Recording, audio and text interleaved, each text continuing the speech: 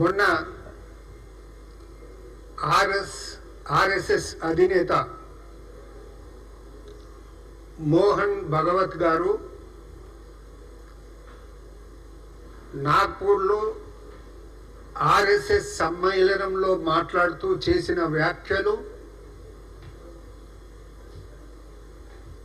దేశవ్యాప్తంగా దుమారం చెలరేపుతున్నాయి.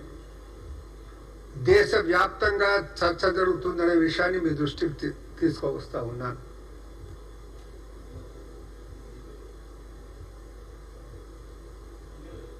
దేశంలో అందరూ భావించేదంటే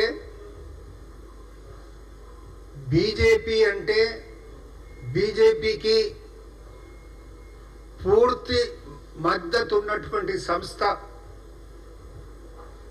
ఆర్ఎస్ఎస్ గా భావించటం జరుగుతుంది. అయితే ఆర్ఎస్ఎస్ అధినేత మోహన్ భగవత్ గారు మాట్లాడుతూ ఆయన చాలా ముఖ్యమైన వ్యాఖ్యలు చేశారు.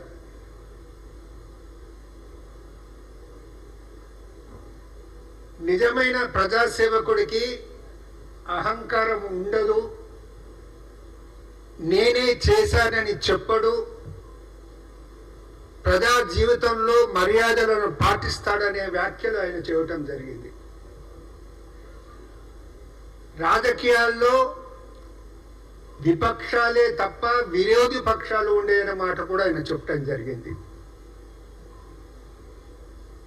దేశవ్యాప్తంగా ప్రజలు ఏం భావిస్తున్నారంటే ఆయన చేసిన ఈ వ్యాఖ్యలు మోడీ వ్యవహార శైలిని దృష్టిలో పెట్టుకొని చేశాడనే మాట అందరూ భావిస్తూ ఉన్నారనే మాట కూడా మనవి చేస్తూ ఉన్నారు.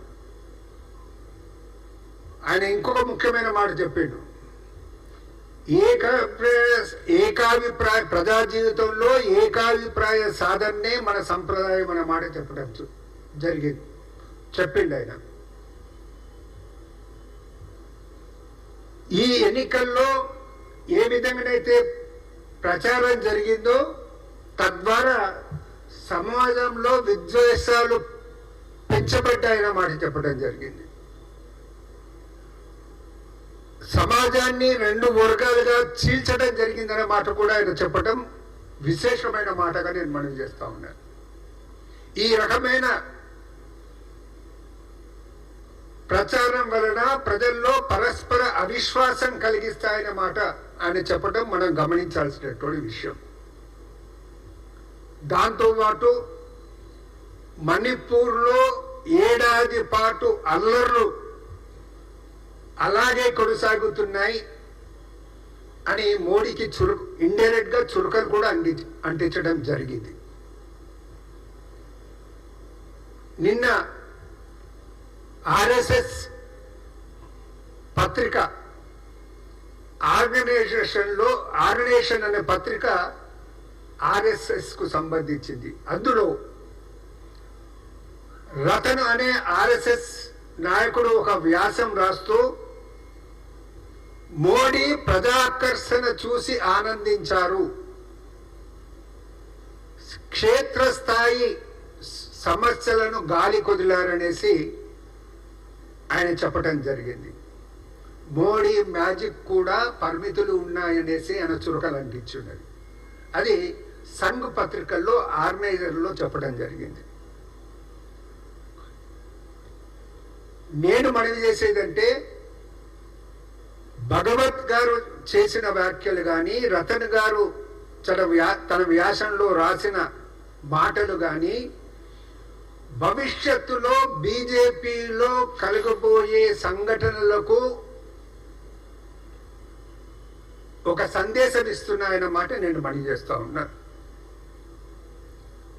బీజేపీలో అంతర్గతంగా ఉన్న అసంతృప్తితోటే మోడీ గారు అది పసిగట్టి తొందరపాటుగా ప్రమాణ స్వీకారానికి ఏర్పాట్లు చేసుకుంటూ ఎక్కడైనా ప్రజాస్వామ్యంలో ఏ పార్టీకైతే అధికారంలోకి వస్తుందో ఆ పార్టీ పార్లమెంట్ సభ్యుల సమావేశం ఫస్ట్ ఏర్పాటు చేసి వారి నాయకుడిగా ఎన్నుకోబడిన తర్వాత తదుపరి చర్యలు తీసుకోవాలి. ఈయన మాత్రం ఫస్ట్లే ఎన్డీఏ ఫ్రంట్ సమావేశం ఏర్పాటు చేసి ఆ నాయకులకు నాయకుడిగా ఎన్నుకొనబడి తర్వాత తన పార్టీ యొక్క సభ్యుల యొక్క సమావేశాన్ని ఏర్పాటు చేయటం జరిగి బీజేపీ పార్లమెంటరీ పార్టీగా నాయకుడిగా ఎన్నుకోవటం జరిగింది. ఒకవేళ మోహన్ భగవత్ గారి యొక్క ఈ మాటలు, ఈ సమావేశంలో మాట్లాడిన మాటల తర్వాత బీజేపీ పార్లమెంటరీ పార్టీ సమావేశం జరిగి ఉంటే